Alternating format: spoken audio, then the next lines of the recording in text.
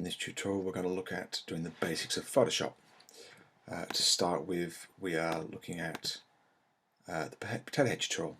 First of all, we want to start opening a new screen. Information that should be taken away is the size of the actual page itself. In Photoshop, it's generally referred to in pixels. The correct name comes under the term bitmap or raster, which refers to more commonly the resolution. The higher the pixels, the better quality. I normally try and start with an A6 type image. It gives you an idea how big the page is, converts millimeters, it gives you a good sense of proportion. I'm going to open the potato tutorial now.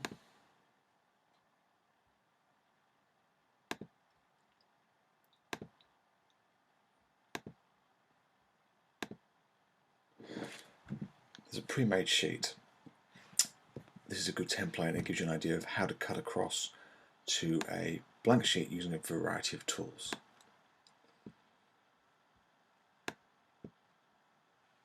First we're going to look at is how to move this melon across. The simplest way to do it is the ability to select. This tool on the left is called a rectangle marquee. If you select it, you can click and drag over the prescribed area. This only moves and selects a marquee, it's not yet selected. You can select the move tool, get this little scissor icon, and then you can click and drag. The reason why this is good is it leaves a copy of the original in its place, and you can also see in your layers toolbar that you have the first layer being dragged across. So it's a good idea to change the names of layers, especially because it makes a hierarchy. What's a higher gets shown above the images. Important to take into understanding that when you have taken across this image exactly what you've cut off and exactly how big it is. We talked about this page being a A6 piece of paper. As you can see, the melon itself is very, very small in comparison. If I zoom out completely, the melon is tiny. This is more about if you're creating images for web-based work, it would require to be small to get the web page moving fast. In this case, we do it to keep things simpler. So I'm just going to cut the page down just because I can, and it will give us more of a constrained page.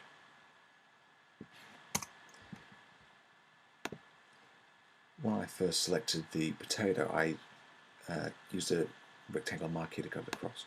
What you'll notice when I have done that is that it cuts everything within that shape. The best way to get rid of this white area is to use a magic wand. Magic wand is found further down on the left hand side, and what it does is it picks up the majority of absolute colour. So if I use that to select that shape, I can simply press delete and it cuts out a perfect melon. Really important to ensure that you deselect after you've finished using a tool.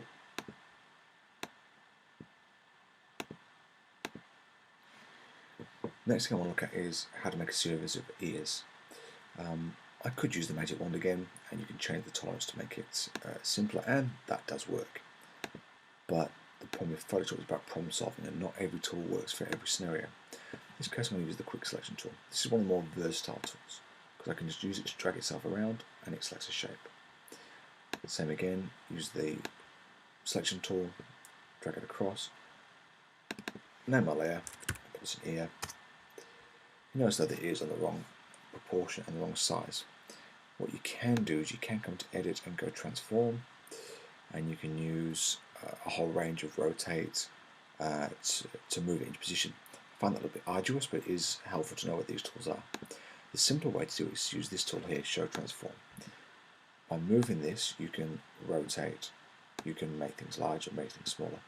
Important to remember that if you're happy with the shape, press enter and it confirms, or escape will reset it. In this case, I want to go about 90 degrees and make it a little bit smaller. Enter to confirm.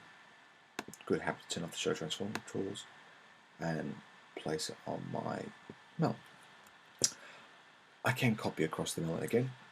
This time I simply want to copy it by holding the Alt key and dragging at the same time. This time I'm going to do edit transform and flip. Now, if you notice, my ears and my head don't blend easily. So the simplest thing to do is lift your head above the ears and you'll get this clean transition. I'm going to look at the eyes next, so I'm going to deselect, zoom in. One of the things to remember about Photoshop is when you are working, if you copy and cut, it leaves the original there. If you work on the same layer and copy across, once it's done, that's it. Use an elliptical mark here now. I can draw a circle shape. If I hold shift, I keep it in proportion. If I release it, I get this elliptical type shape. I always think it's a good habit to make the shape slightly smaller than what you want, so you don't get any of this extra white bits. Dragging across into the carrot so I can get the pupil. Remember, once I've deselected it, that's it, it's stuck there. Cut out the carrot. I could still use the quick selection tool if I chose to, but we'll try using this one this time. Drag it across. There's my eyes. Good habit again. Always name your layers. Select the layer you want to use to work on, and Alt and drag. Now, with those tools alone, you should be able to do 90% of this task. Use a quick selection to do the nose. You can use the arrow keys to be very specific. The hat is this mushroom. I think quick selection is probably the easiest way to do it. Always important to remember though, the quality of the image you're using will heavily help how easy it is to cut things out.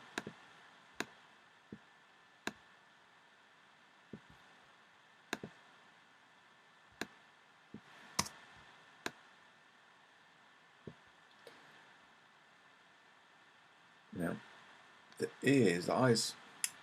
eyebrows are an interesting piece to cut out because the quick selection and the magic wand don't always select really neatly. So what I find the easiest way to do is do a combination of tools, the same way we did the melon the first time. Make it easy on yourself, use the rectangle marquee, drag it across, then use the magic wand, and that should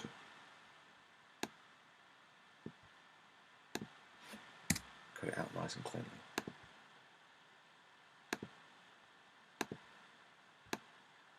Again, copy across, edit, transform, and flip. The mouth the same, very, very simply to use a quick selection. If you don't want this little bit of skin down here, you can press Alt and it will cut out less. It's quite handy to clean up selections, and by pressing Shift we'll select more.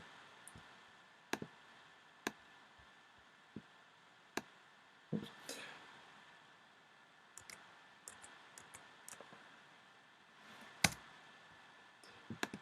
Always important to remember that you do deselect.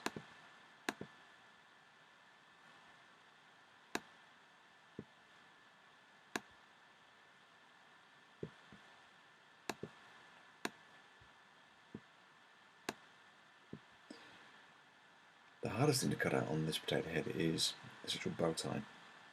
The reasons is there's no clearly defined lines, there's lots of pixelation, so I find a combination of tools works best. Drag it across onto my page so I can work. That's how it's selected. I'll just zoom in so I can see what I'm doing. And try a variety of things. See if the magic wand will take off majority, and over here it does. Missed a bit there, so I'm going to use that to start with. And then just to clean up in here, I'm using an eraser. Make sure I make my sizes smaller. To clean it up. And I've got this shape in here. I've got what's called my lasso tools. In this case, I use a polygon tool. Main reason is I can cut perfectly lines when I cut the shape out.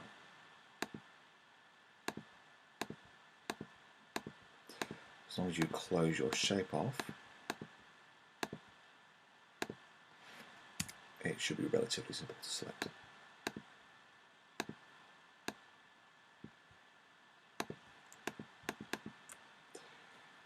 Potato head. Remember that the use of your layers can change and alter things and make your life easier and sometimes harder.